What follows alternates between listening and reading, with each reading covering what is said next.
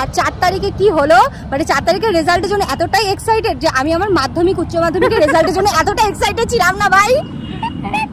তো চলো 4 তারিখে দেখা যাবে কি হয়। তো এটা সেই ডায়লগটা একটু বলে দে, কি চার মুড়ি। আচ্ছা আচ্ছা আচ্ছা, আমি তোমাদেরকে বলে দিচ্ছি এখন, ও যেটা বলতে বললো সেটা হচ্ছে বর্তমানে এখন হচ্ছে চায়ের সাথে মুড়ি, চপ মুড়ির লড়াই চলছে আর অম্বল হচ্ছে পাবলিকের। চার মুড়ির লড়াই চলছে আর অম্বল হচ্ছে জনগণের, ঠিক আছে। তো চলো দেখা যাক 4 তারিখে ভোটের রেজাল্ট কি আসে। ভীষণ এক্সাইটেড রেজাল্টটা নিয়ে, আমি কেন সমস্ত মানে সবাই প্রচণ্ড এক্সাইটেড হয়ে আছে, প্রচণ্ড টেনশনে আছে কি হবে কি হবে। তো দেখা যাক কি হয়।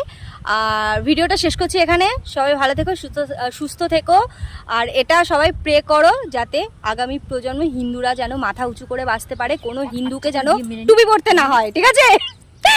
তো চলো বাই, জয় শ্রীরাম।